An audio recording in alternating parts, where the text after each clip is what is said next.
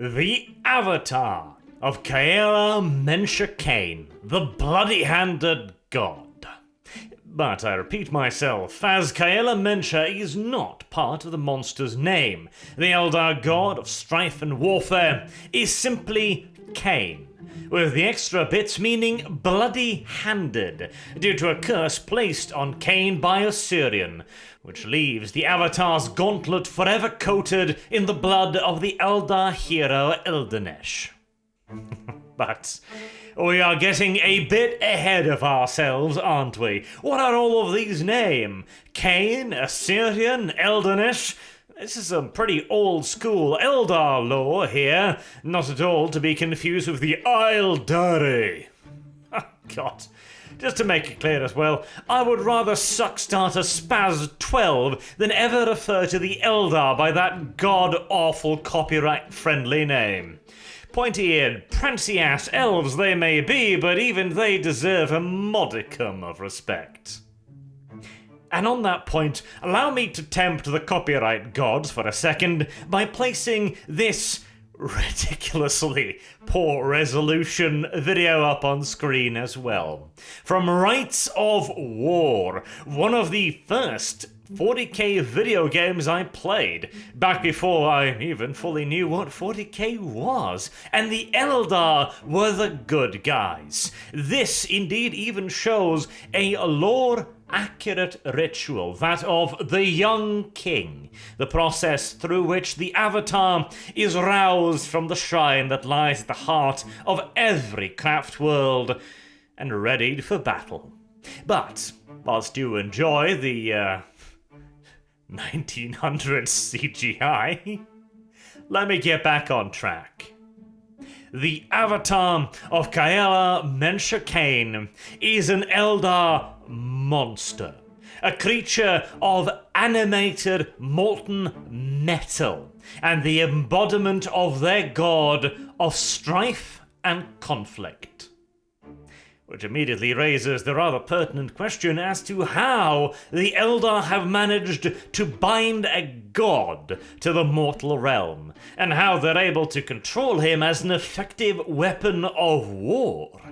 Well, back during the glory days of the Eldar, this was nothing to be particularly impressed by. In fact, the Eldar's mastery over the warp was such that they crafted gods nearly on a whim to do, well, anything and everything they could think of, really. There was probably a god of lawn mowing back then, as the gods were little more than tools crafted for specific purposes by the Eldar's mastery over the warp. This was in the long-lost time of the Old Ones, after the war in the heavens. Indeed, the Eldar even used the warp as a weapon against the Necrons. Their gods, Asuryan, Kurnos, Lilith, and of course Khaine, were all essentially tools and weapons, arms and armor in the Eldar's arsenal. The knowledge required, however, not only to fashion these marvelous artifices of warp energy, but to control them, is now all but lost to the Eldar. In fact, the knowledge, the know-how, the understanding, etc., is so lost that they have become myths. And the Eldar gods are now worshipped in much the same way as the gods of the lesser species, though there is still a certain level of understanding amongst the Eldar that these creatures were originally their creations, and that some of them may still prove to be their salvation. But then, of course, the one god was created, the god that the Eldar did not intend to create, Slaanesh, she who thirsts, who went on to consume the overwhelming majority of the Eldar species, and then went on to eat their gods as well.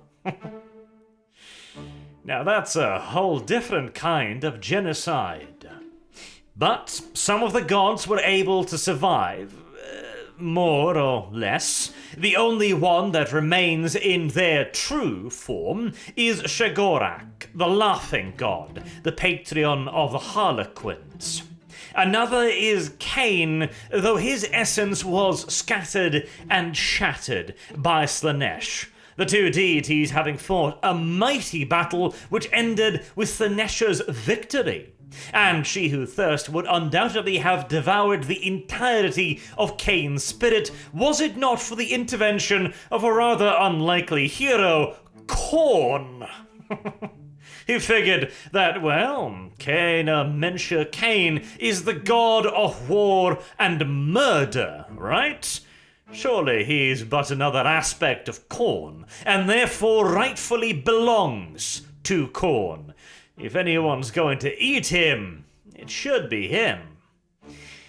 Whilst the two brothers and sister, brother and it, anywho, once the two warp entities squabbled, Khaine managed to fracture himself, his spirit, and his essence, and cast himself out into the material universe, where his various shards found new homes aboard the eldar craftworlds that had managed to escape the general obliteration of the eldar species unleashed upon them by the newly formed Eye of Terror. This desperate gambit allowed Khaine to avoid getting vored by Slaanesh, but it did not come without a cost. The original being that was Kaela Mensha Khaine was alike to an unfathomably complex electronic device, a piece of psychic technology so advanced that it was like magic to everyone else. But the bits and pieces that found refuge aboard eldar craftworlds were just that, slivers and slices of a much grander whole. They are pocket calculators to what was once a top-tier gaming PC. But even a fraction of the literal god of war is gonna be pretty handy in a fight. Something the beleaguered, pursued, and embattled Eldar quickly realized. Now how, precisely, the Eldar came about, the rituals and the means and ways through which they could harness the power of these slivers, how to bind them in molten iron, to arm them, and to control them, is a fact long lost to history. The only thing the Eldar Farseers know now is that once they carry out the ritual of the young king, a burning behemoth marches forth from the fiery sanctum at the heart of the craftworld and lays waste to all their enemies. And frankly, at that point, nobody's feeling particularly inclined to begin asking questions of the literal embodiment of the god of slaughter. And so instead, whilst we're on the topic, why don't we talk about the ritual of the young king? The means through which the avatar is roused from his slumber and brought forth onto the battlefield. As the name suggests, it includes the crowning of a young king, the hero, to represent Eldanesh. Eldanesh was one of the two original Eldar alongside Ultanesh. Mind you, this is where we get into the hardcore myth of things. The early history of the Eldar is a confused jumble of religious mythology and the historical reality. To make things even more complicated, the war in the heavens both refers to the war waged between the Eldar gods in amongst one another, and the war the Eldar wage alongside the Old Ones against the Necrons. Well, Necron Tyr, I suppose, would be more correct in that particular context. Anywho, Eldanesh was the more rambunctious of the two, whilst Ultanesh eventually came to find inner peace and began settling down to nurture the Eldar into a civilization that did more than simply fight, and fight. Eldanesh originally refused his brother's path and would continue to wage a war of conquest across the galaxy alongside Khaine. As of that point, of course, the Eldar god of war was a literal weapon, an actual god that bestrode the battlefield alongside the Eldar. But even back then, the warp was a fickle thing, and apparently Khaine was straining at the leash. Empowered by, God Emperor only knows how many centuries or millennia of bloody conquest, Khaine began developing a personality, ideas, and a plan all of his own. And eventually, he approached Eldanesh and promised him de facto godhood. Khaine would deliver dominion not only over the Eldar, but over all life as he knew it, if only he would forswear his service and loyalty to the primary Eldar god Asuryan, and instead dedicate himself entirely to Khaine as his tool of destruction. This was the moment when Eldanesh realized just how far out of bounds he'd gotten. The tool was now proposing to wield him. The sword was demanding the servitude of the soldier. And so Eldanesh refused Khaine's offer, which enraged the god. Surprise, surprise. The god of warfare does not take rejection very well. And so Khaine slew Eldanesh and was in turn punished by Asuryan, the king of the gods, for the unforgivable crime of having acted against mortals, of having directly interfered in their fate. And again, I stress that back then the gods were de facto tools, with various laws and regulations placed upon them. Asuryan was one of those enforcement measures to make sure that no god could ever truly gain agency. That was forbidden. They were not allowed to think for themselves, they were not allowed to act for themselves, and they were certainly not allowed to impose their will upon the mortals. But Khaine had done just that. Having had his leash suitably yanked, he was also cursed to bear the constant reminder of his actions in the form of his gauntlet forevermore weeping the fresh blood of Eldanesh. Khaine would, however, remain within the Pantheon and would, as mentioned, fight against the Nesh and eventually lose. How much of this is religious mythology, and how much of it is truth clouded in the fog of long-lost remembrance, nobody can know for sure. But undoubtedly, the mythology must have guided the craftworld Eldar, as they began to pick up on the various subtle hints built within it. One of the things, for example, created by Khaine as a direct consequence of his warring across the galaxy was the exarchs. Those Eldar so deeply embedded on the path of one of the many aspects of the warrior that they became lost in it, and became nothing more than professional warriors and soldiers. I was about to say dishonorable thing in Eldar society, but rather than dishonorable or shameful, sad is more the correct word. These Eldar are lost to the rest of Eldar society. They are bound to one path and one path only, and they must excel in that one singular thing. And they can never again leave. They can never again become anything else. They can never again become civilians, artists, or painters. They are forever bound to be and be nothing more than that aspect of Khaine. They have, in a way, become what Eldanesh rejected. They have become the soldier wielded by the sword, rather than the other way around. And so, the role of Eldanesh, the role of the young king, is embodied by one of the craftworld's exarchs. The precise means and ways in which the exarch is chosen can vary considerably from craftworld to craftworld. Some have a system where they divide the exarchs in periods of time.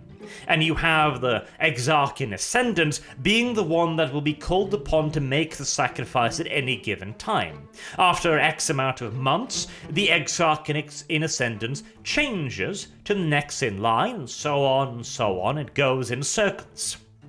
Other craftworlds may have vast martial tournaments, where the various aspects, or indeed the exarchs themselves, compete in mock combat to determine who will have the honor of becoming eldanesh. Now, I'd like to point out as well, this is a sacrifice. The exarch dies, and no one has ever seen a young king ever again. But you are, for a moment, eldanesh, the greatest hero in Eldar history. It is absolutely an honor, and not in any way, shape, or form a punishment.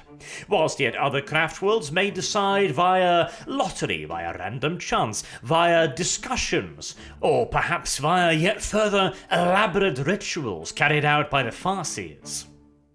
Regardless of how the choice happens, once everything is said and done and the exarch has been selected, he is prepared for the sacrifice.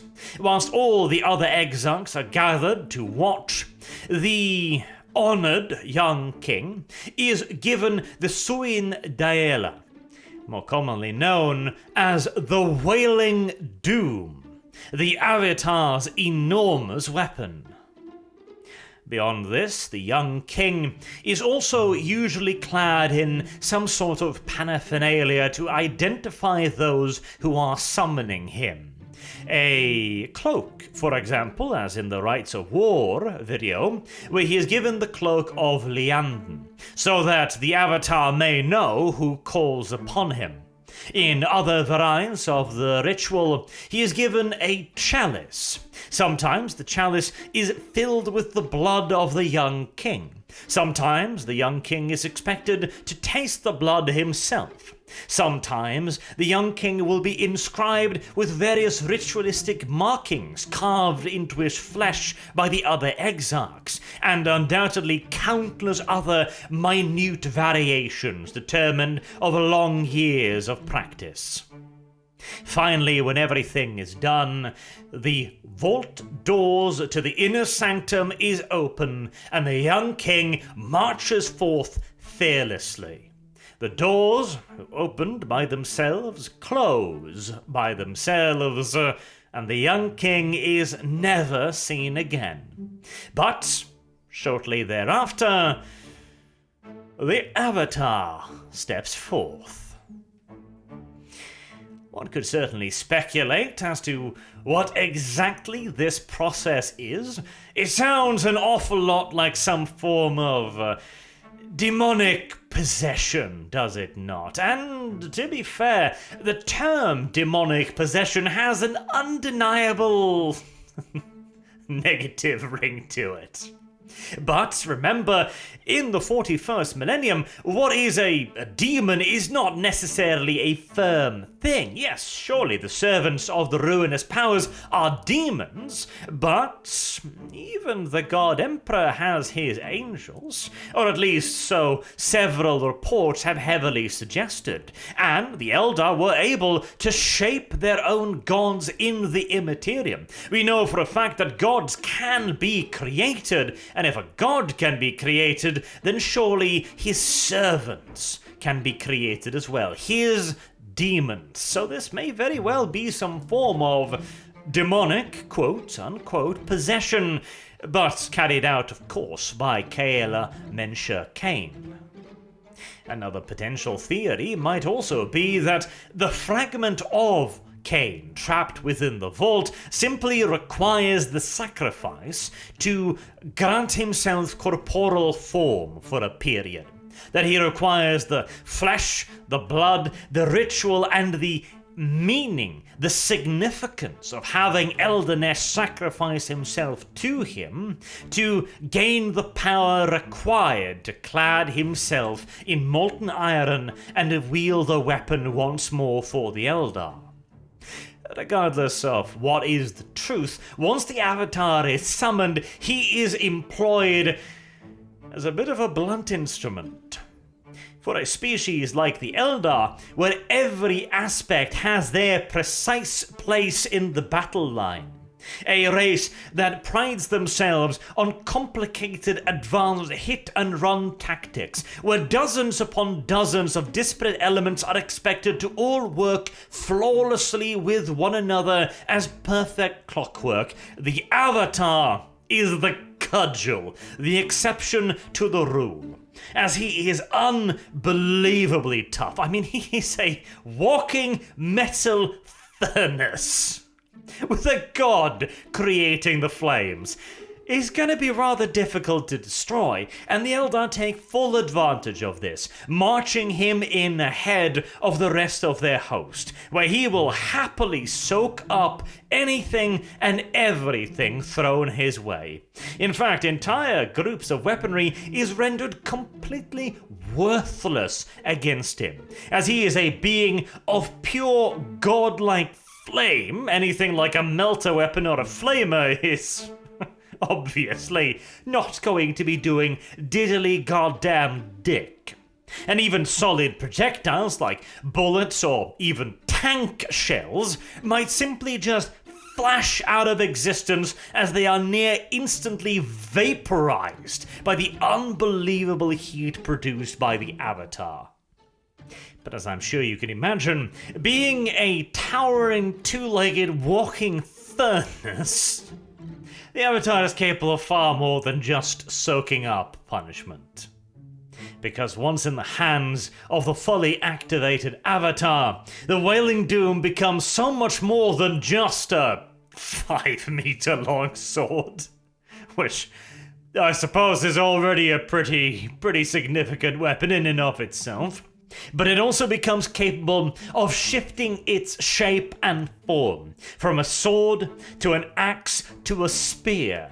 And the Avatar can even use it as a ranged weapon whilst closing with the enemy, tossing it out and having it rematerialize in its hand after having annihilated whatever it hit. And the Avatar is more than a match for virtually anything in close quarters combat. It is a greater demon of the Eldar. It will smash tanks apart, it will annihilate infantry formation, and tear apart monstrous creatures all with equal ease. Hell, even trying to defend yourself is a near-death sentence against the Avatar, as trying to strike a walking mountain of molten metal is a rather hazardous thing to attempt. The only potential salvation is that being a molten mountain, the Avatar is not that quick on his feet, so maybe you'll have a chance if you simply turn around and run away. On that point too, I think I shall take my own advice and bid you adieu once more. Hopefully you will now have a little bit of a better understanding of the Eldar Avatar of Kaela Mensha Khaine.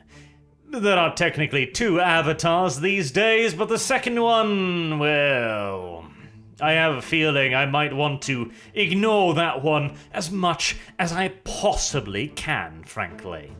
We might have to revisit the Eldar Pantheon as well relatively soon. I haven't made enough Eldar videos, but the same can also be said for the poor Tyranids who have not received enough attention on this channel, so we'll see, we will see.